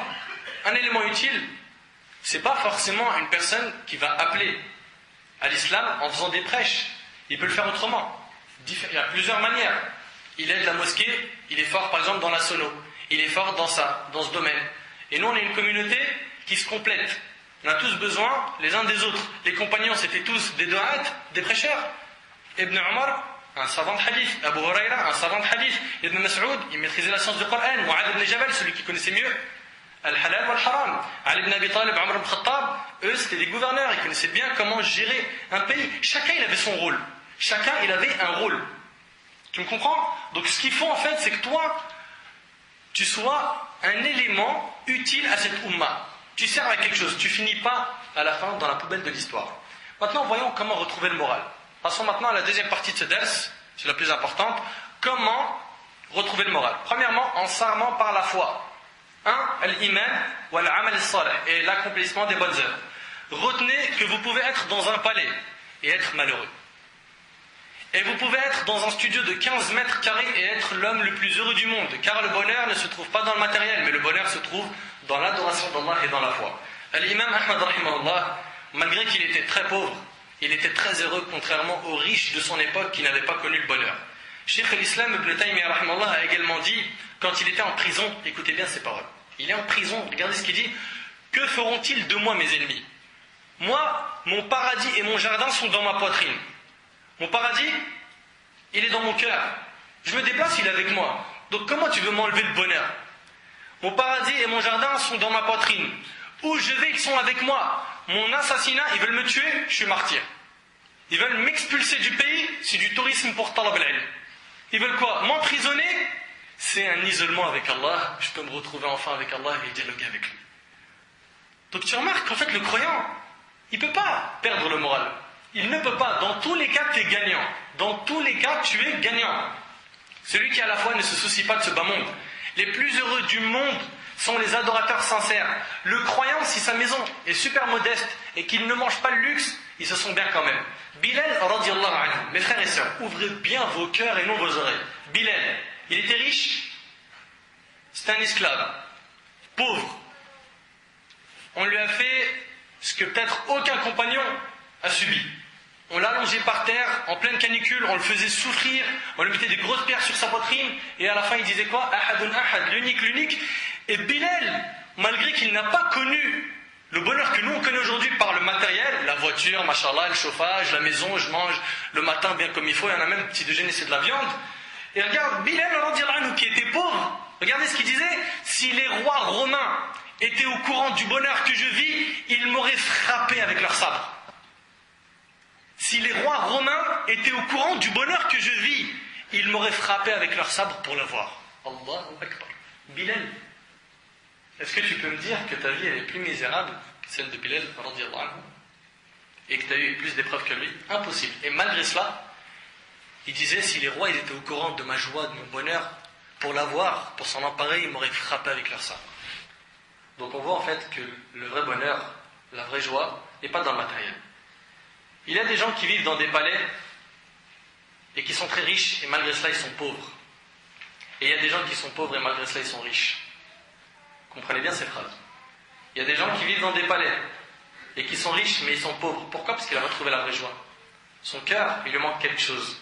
Et ce quelque chose, c'est l'iman, la foi. Mais lui, il ne sait pas. Et c'est pour ça que notre rôle, c'est d'apprendre aux gens ce qu'est l'iman, la foi. On a un grand travail à faire avec les musulmans et les non-musulmans. Autrement, les gens ne vont pas revenir. On a un grand travail. Le plus grand pourcentage de suicides dans le monde est chez les gens aisés, les riches. Subhanallah, ils ont de l'argent et ils se suicident. Et tu vois certains parmi nous, Wallah al-Azim, des fois il n'arrive pas à acheter une baguette, mais il dit Alhamdulillah. Et il a la foi. Et il n'a pas renié sa religion.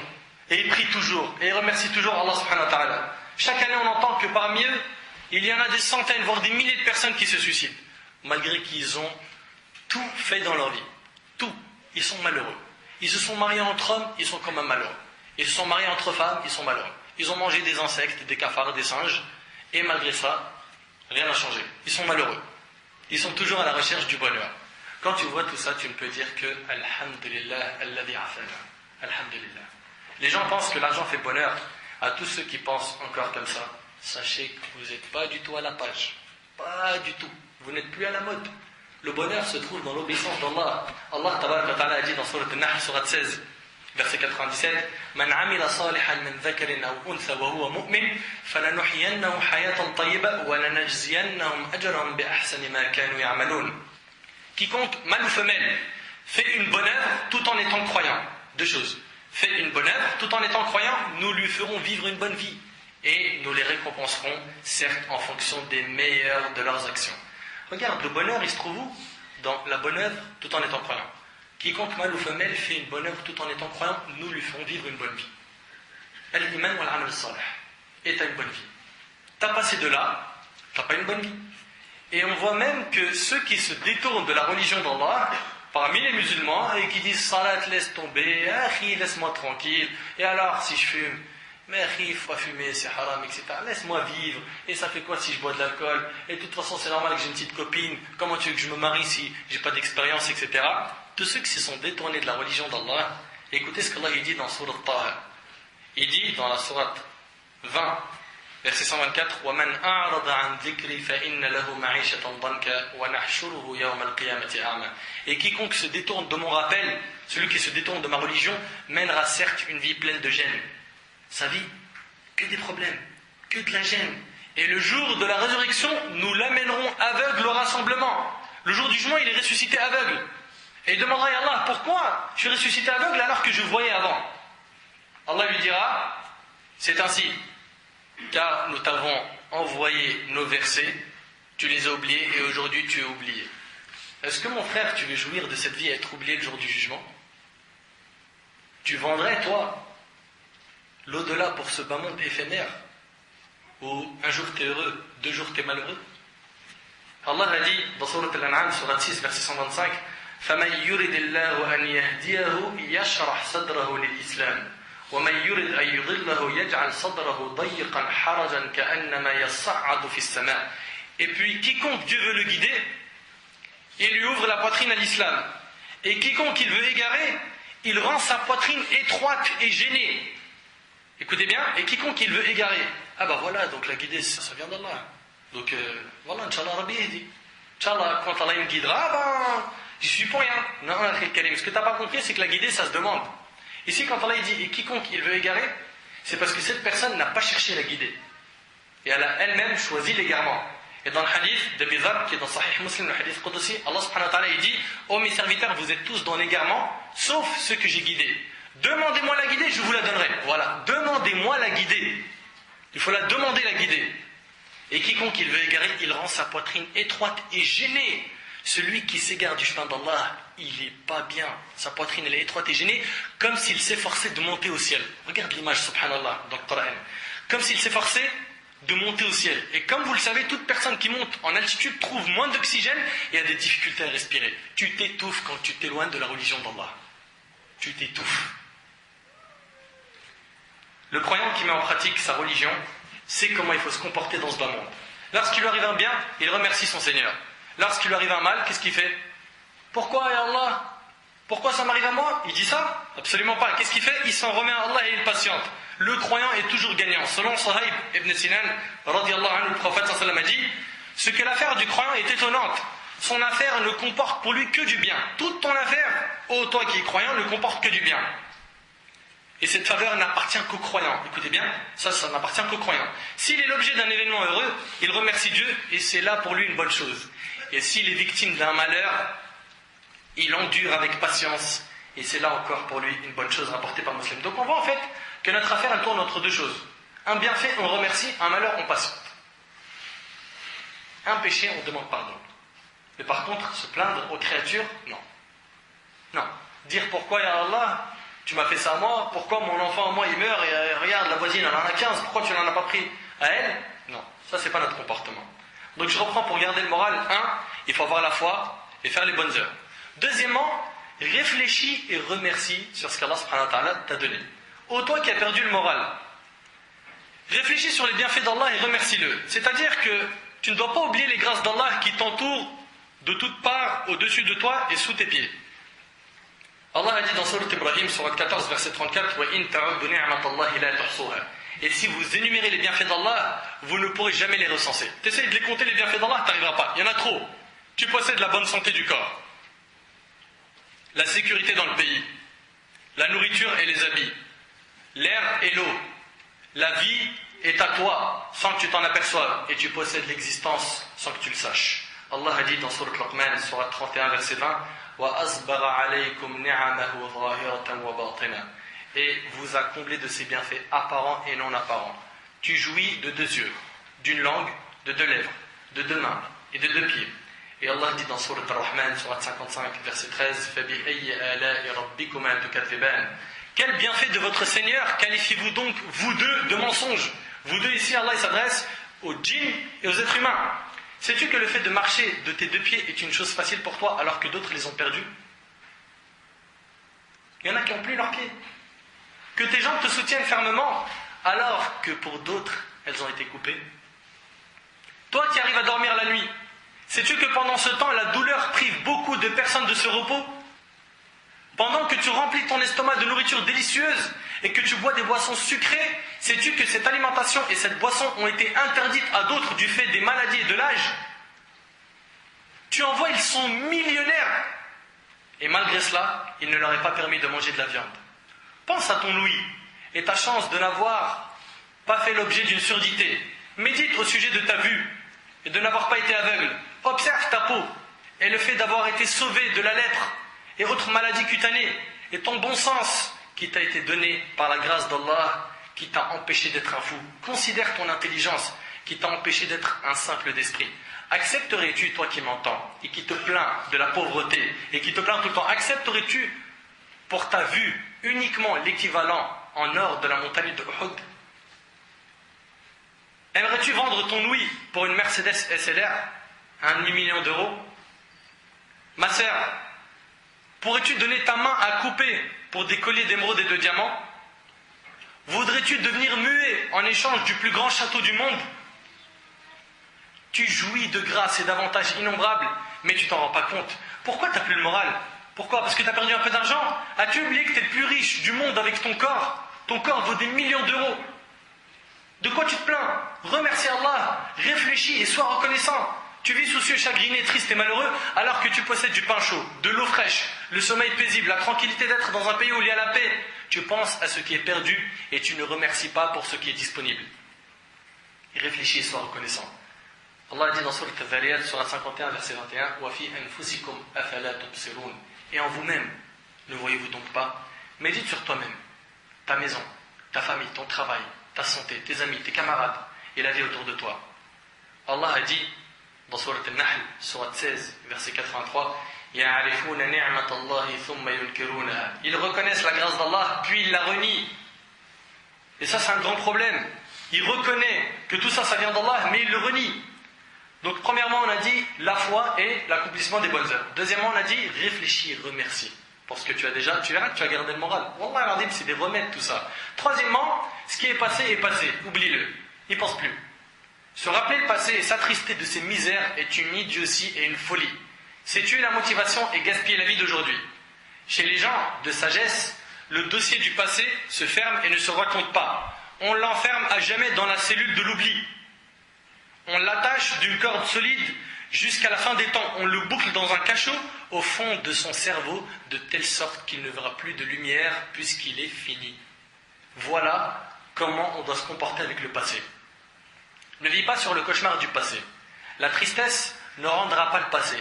Les soucis ne le répareront pas. Les chagrins ne le corrigeront pas. Voudrais-tu renvoyer le fleuve à son aval, le soleil à son lever, le bébé au ventre de sa mère, le lait aux mamelles, les larmes aux yeux? Ce qui est passé est bel et bien passé, n'y réfléchis plus. On tourne la page et on avance.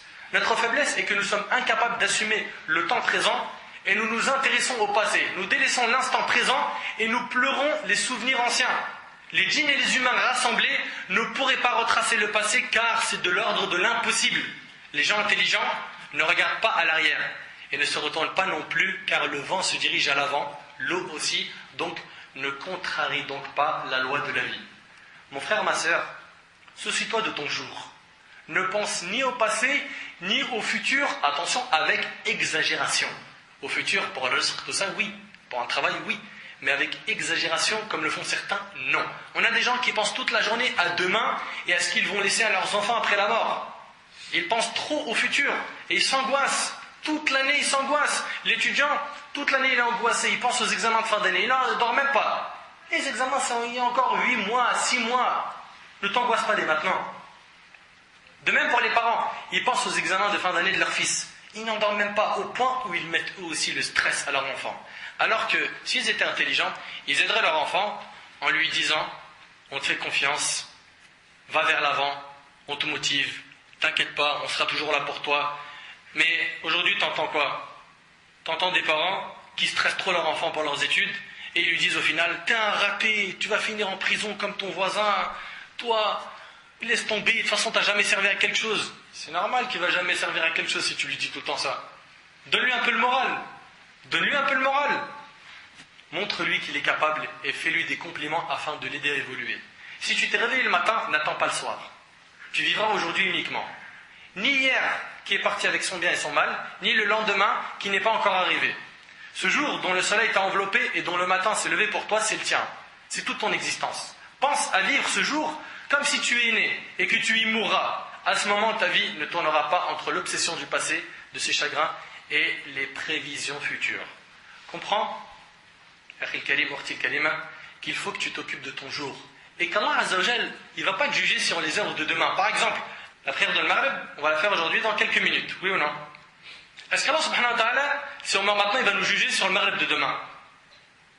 Non. Non. Donc si Allah subhanahu wa ta'ala, il ne va pas te juger sur l'œuvre de demain, pense-toi à faire de bonnes œuvres aujourd'hui. Pense à aujourd'hui. Ne pense pas avec exagération au futur. De même, le prophète sallam n'a pas fait de la subsistance son premier souci. Il faisait un dua, Allah subhanahu wa ta'ala exceptionnel. Il disait, selon Abu Hurayra radiyallahu anhu, Seigneur Dieu, fais que la subsistance de la famille de Mohammed se limite à leur faim. Rapporté par Bukhari Muslim. À partir du moment où aujourd'hui, je vais manger, je ne me soucie pas de demain. Le prophète sallam était comme ça. Ne te soucie pas de demain en te demandant comment vais-je garantir l'avenir de mes enfants. C'est pas toi qui garantis l'avenir de tes enfants, c'est Allah subhanahu wa ta'ala. Pense pas que ton souci ça doit être de construire des terrains au bled, des maisons, laisser des biens pour que tes enfants ils soient pas pauvres et dans la misère. Non, ce que tu dois leur laisser, c'est une croyance, une foi, une relation avec Allah. Car si tu ne leur laisses pas la religion et que tu leur laisses des biens, ils peuvent les utiliser dans le haram. Arrête de te dire, quand il aura son diplôme, mais où est-ce qu'il va travailler? Pense pas trop à demain comme ça avec exagération.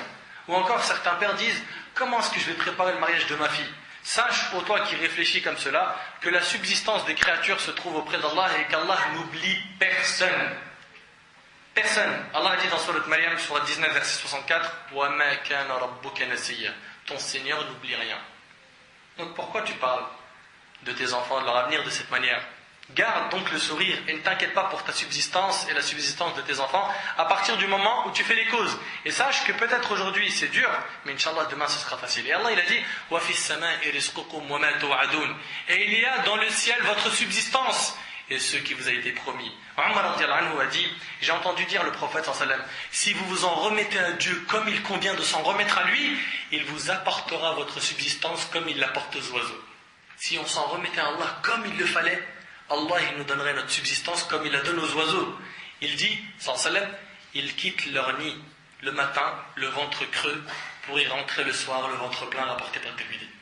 L'oiseau il s'en remet à Dieu, Allah il lui donne tous les jours son risque. Tous les jours il mange, lui et ses enfants. Est-ce que tu penses qu'Allah il va penser à l'oiseau, il va t'oublier? Si tu t'en remets à lui et que tu apprends at-tawakkul de l'oiseau, sache qu'Allah subhanahu wa ta'ala te donnera. Quatrièmement, sois bienfaisant envers autrui. Si tu es soucieux ou chagriné, offre à autrui un bon service. Fais-leur une faveur. Tu trouveras la délivrance et le repos. Donne à un pauvre malheureux, soutiens l'opprimé, donne à manger à un affamé, rends visite à un malade, aide un sinistré, et le bonheur t'entourera de tous les côtés. Une gorgée d'eau de la main d'une prostituée à un chien mordant a été récompensée par quoi? Par le paradis. Une gorgée d'eau par qui?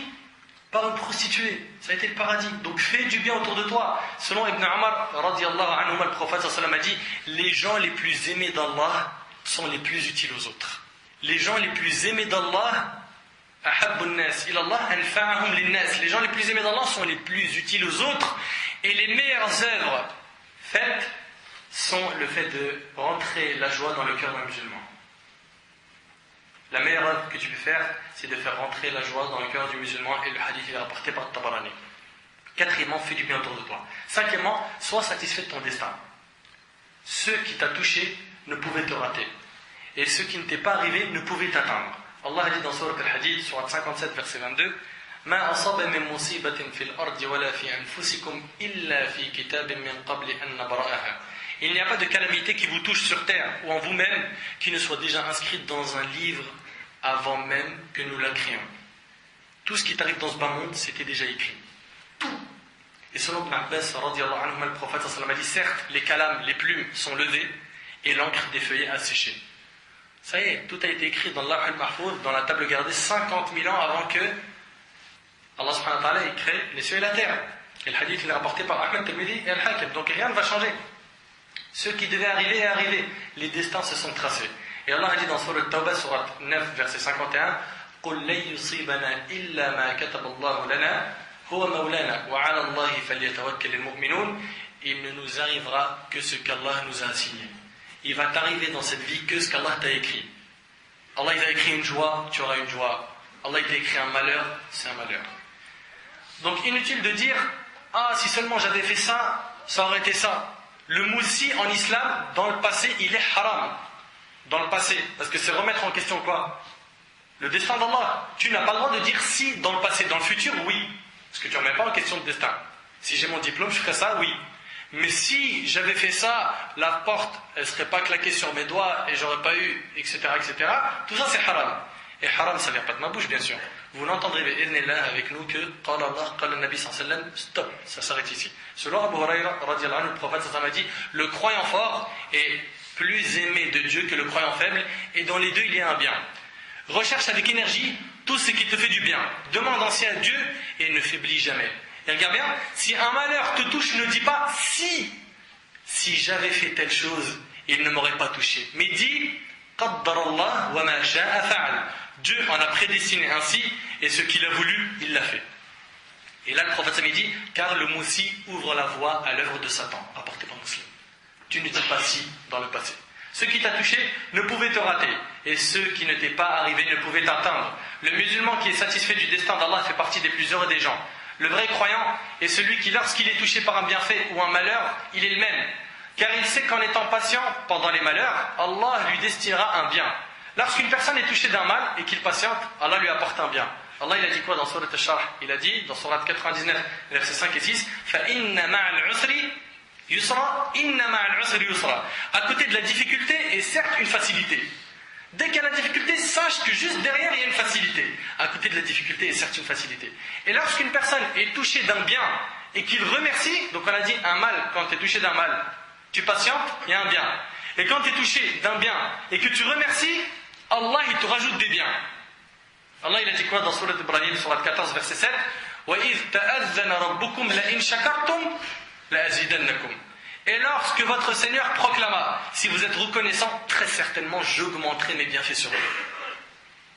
Tu es reconnaissant, tu dis Alhamdulillah, sache qu'Alhamdulillah c'est la clé du rizq, c'est la clé de tout bien. Remercie Allah, Allah il va t'ouvrir tout le temps des portes. Et le prophète sallallahu alayhi wa sallam a dit, sache que le secours vient après la patience, la délivrance suit la détresse et que la facilité suit la difficulté, rapportée par Ahmed.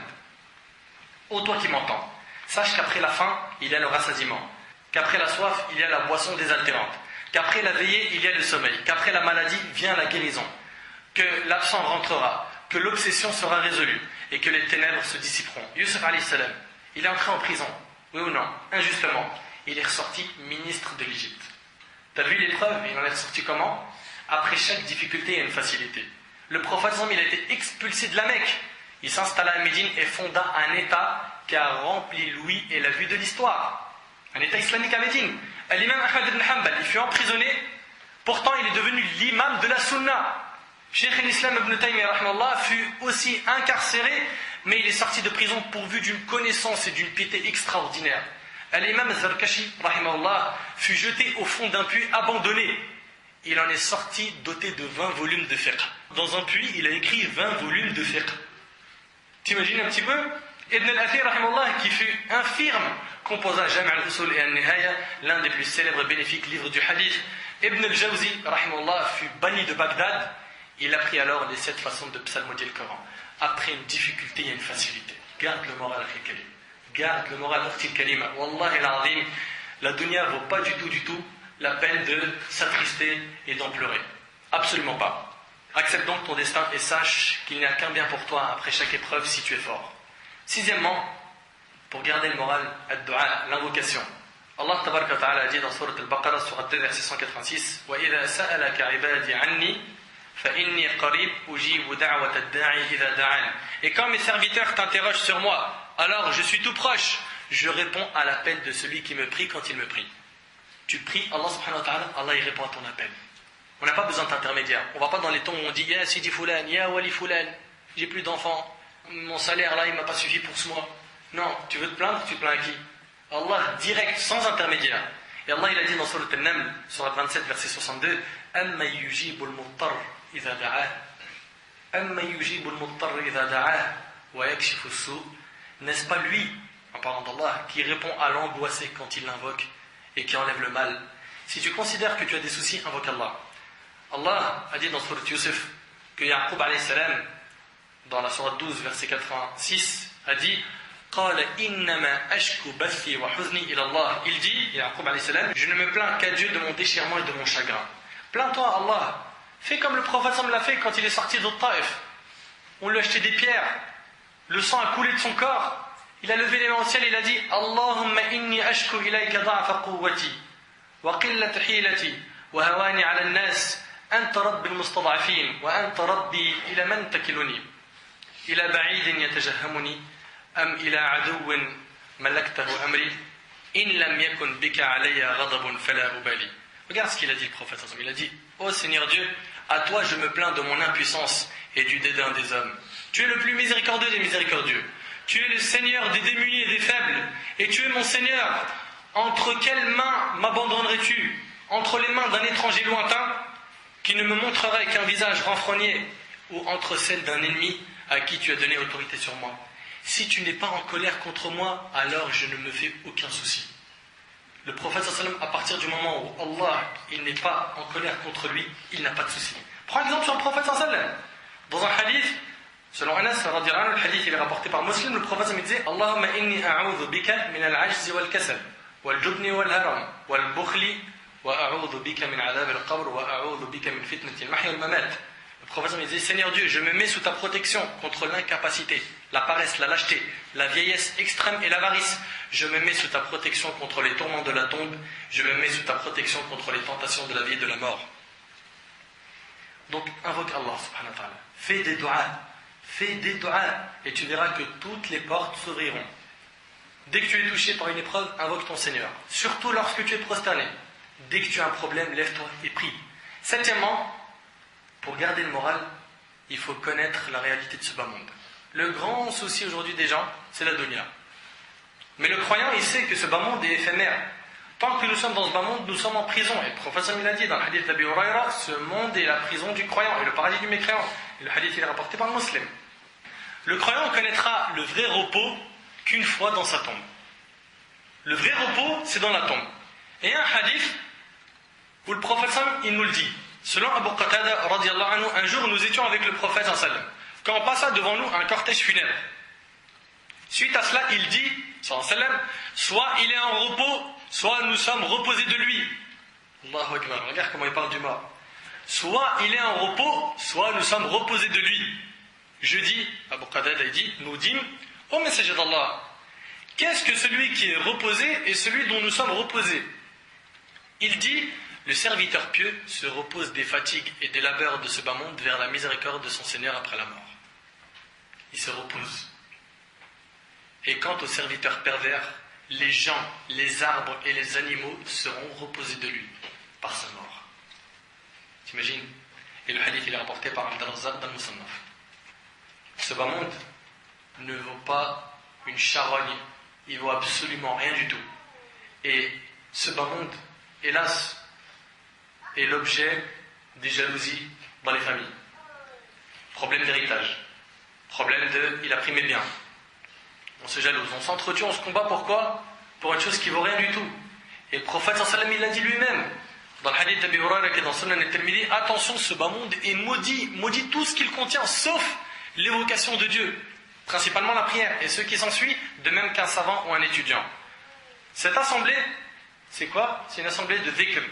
Et elle fait partie de ce qui sort de l'exception de la malédiction à laquelle on est venu aujourd'hui assister. Donc, assister à ces assemblées font sortir de la malédiction divine. Sahl al-Sa'di radhiyallahu anhu rapporte que le prophète a dit, si ce bas monde avait aux yeux de Dieu le poids de l'aile d'un moustique, il n'aurait pas consenti aux mécréants une seule gorgée d'eau. Si ce bas monde avait aux yeux de Dieu le poids de l'aile d'un moustique, il n'aurait pas consenti aux mécréants une seule gorgée d'eau rapportée par At-Tirmidhi. Et selon Al-Mustawrid Ibn Shaddad, le prophète a dit, l'image de ce bas monde en comparaison de l'autre n'est que telle que celui d'entre vous qui plonge son doigt dans la mer, qu'il voit donc ce qu'il en retire avec son doigt. Rapporté par Muslim. Regarde bien, l'image de ce bas monde en comparaison de l'autre n'est que telle que celui d'entre vous qui plonge son doigt dans la mer, qu'il voit donc ce qu'il en retire avec son doigt. Qu'est-ce qu'il a retiré? Une goutte. Voilà la dunya, c'est quoi? Elle représente qu'une goutte. Lorsque tu écoutes ces hadiths, tu te rends compte à quel point ce bas monde est insignifiant et que l'au-delà doit être notre but quotidien dans cette vie. Comprenez que la vraie jouissance ne se trouve que dans le paradis.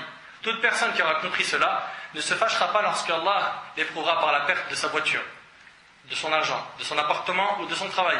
Le vrai croyant est celui qui s'attriste de ne pas s'être levé la nuit pour accomplir quelques prières nocturnes. Il s'attriste parce qu'il n'a plus de relation avec le Coran. Il s'attriste parce qu'il va mal avec sa femme. Il s'attriste parce qu'il n'y a plus de religion dans sa famille. Il s'attriste quand il rate un jeûne surrogatoire ou un acte surrogatoire ou bien sûr un acte obligatoire. Ce bas monde, nous devons le voir avec l'œil du prophète sallam. L'un d'entre nous doit trouver la joie que lorsqu'Allah lui facilite l'accomplissement d'une adoration quelconque. Nous devons nous réjouir d'être musulmans. Wallah, c'est la plus grande fierté. Le plus grand cadeau qu'il nous a donné Allah subhanahu wa ta'ala, c'est d'être musulman. Ton plus grand souci doit être la satisfaction d'Allah et rien d'autre. Pose-toi la question suivante. Quelle place je vais occuper au paradis? Pose-toi cette question. Si tu penses qu'en ayant raté la dunya, ce bas monde, tu as raté quelque chose, tu te trompes, car ce bas monde aux yeux d'Allah est plus misérable que quoi? Que l'aile d'une mouche. Huitièmement, fais que ton souci soit l'au-delà. Tu veux garder le moral? Fais que ton souci soit l'au-delà. Dans le hadith, qui est dans Sunan ibn Majah, le prophète sallallahu alayhi wa sallam a dit, celui dont ce bas monde est son principal objectif, il vit que pour dunya, Dieu mettra la pauvreté entre ses yeux. C'est-à-dire quoi? Il ne sera jamais satisfait. il a 1000 immeubles, il a des châteaux ici et là-bas, il est quand même pauvre. Allah il a mis la pauvreté entre ses yeux. Il en veut toujours plus. Et il sent qu'il y a un manque à combler. Et il n'aura de ce bas monde que ce que Dieu lui a déjà décidé. Et celui dont l'au-delà est son principal objectif. Si ton souci c'est l'au-delà, et que ton objectif c'est l'au-delà, écoute bien, Dieu mettra la richesse dans ton cœur. Et l'ici-bas viendra à lui malgré lui. Subhanallah. La dunya c'est elle qui va courir derrière toi. C'est ce bas monde qui va venir te dire, regarde, il y a tel boulot, il y a de l'argent ici à se faire, etc., etc. Mais pour cela, il faut que toi, tu cours vers l'au-delà. Donc en fait, tu te détournes de ce bas monde, tu gagnes l'au-delà et le bas monde court derrière toi. Tu cours derrière le bas monde, tu perds le bas monde parce que tu n'auras pas la vraie joie et tu perds l'au-delà. Celui dont son souci est ce bas monde n'est jamais satisfait. On a des gens qui sont plus que riches et malgré cela ils sont pauvres car ils n'ont pas de relation avec Allah. Et le prophète sallallahu alayhi wa sallam l'a dit dans le hadith d'Abi Huraira, la richesse ne consiste pas en l'abondance des biens mais la vraie richesse est celle de l'âme, rapportée par le Bukhari et Muslim. Neuvièmement, la prière sur le prophète sallallahu alayhi wa sallam. Quand tu pries sur le prophète sallallahu alayhi wa sallam en disant Allahumma salli ala Muhammad wa ala ali Muhammad as-salat al-ibrahimiyya, la deuxième moitié de tashahhud, t'as plus de soucis. Comment ça?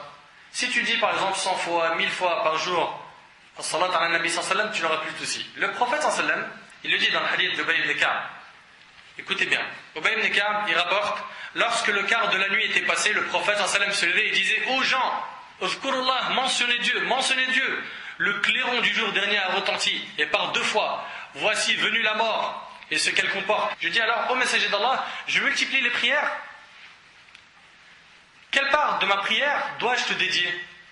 Je fais beaucoup de dhikr, beaucoup de formules d'évocation. Qu'est-ce que je dois te dédier de ce que je fais comme dhikr? Il lui a dit, le quart, le prophète lui a dit, à ta guise. C'est bien si tu le fais. À ta guise. Et il lui a dit, et si tu fais davantage, cela vaudra mieux pour toi. Il lui a dit, les 2 tiers, il lui dit, à ta guise, si tu en fais davantage, cela vaudra mieux pour toi. Il dit alors, je te dédie ma prière entièrement, c'est-à-dire quand tu veux faire du dhikr, tu ne fais que de prier sur le prophète. Et là, le prophète il a dit, alors, Dieu t'épargnera de tout ce qui te préoccupe. Tu pries sur le prophète toute la journée, tu n'as plus de soucis. Et pardonnera tes péchés rapportés par Tirmidhi. Dixièmement, l'évocation d'Allah, al-dhikr, l'évocation. Un parmi les pieux prédécesseurs a dit, le bas monde n'aurait eu aucun goût sans le rappel d'Allah. L'au-delà n'aurait eu aucun goût sans le pardon d'Allah, et le paradis n'aurait eu aucun goût sans la vision d'Allah. Évoque Allah, au lieu de crier et frapper, fais des doigts, multiplie l'évocation. L'évocation, subhanallah, alhamdulillah, Allah akbar, etc. Ouvre le Coran, lis un peu, multiplie les formules de dhikr, d'istighfar. 11e, la prière. La prière, ça enlève les soucis. Ça te donne le moral. Allah, il a dit, dans Surat Al-Baqarah, Surat 2, verset 153, Ya ayyuhalladhina amanu ista'inu bis-sabri was-salat, inna Allah ma'as-sabirin. Oh les croyants, cherchez secours dans l'endurance et la salat, car Dieu est avec ceux qui sont endurants. Et selon Hudayfa radiyallahu anhu, lorsque le prophète sallallahu alayhi wa sallam était affligé par une chose, il accomplissait la prière, rapporté par Abu Daoud et authentifié par Al-Albani rahimahullah. Et il disait, apaise-nous par la prière au Bilal. 13e chose pour avoir le moral, demande conseil aux gens de science. Si tu as un souci, va voir des gens sages et pieux afin d'écouter leurs conseils. En faisant cela, ton cœur sera apaisé, surtout si la personne te fait de bons conseils. 14e, change d'endroit. Prends le temps de prendre une semaine pour changer de décor et vider le stress. Casse la routine. Va par exemple avec des frères, des amis, au ski. Va faire une umrah. Casse un peu cette routine. Fais un voyage où tu vas aller voir de la famille ou quelque chose. Bien sûr, dans un endroit où il n'y a pas de haram, on ne désobéit pas à Allah, mais casse la routine. Tu verras que tu gagneras un bon morceau de ton moral. Ce sujet, mes frères et sœurs, fait partie des sujets les plus importants. Et il faut comprendre une chose, c'est que ce bas monde ne mérite pas qu'on fasse la tête et qu'on perde le moral. Ce bas monde ne mérite qu'une seule chose, c'est qu'on connaisse sa réalité et la réalité de l'au-delà.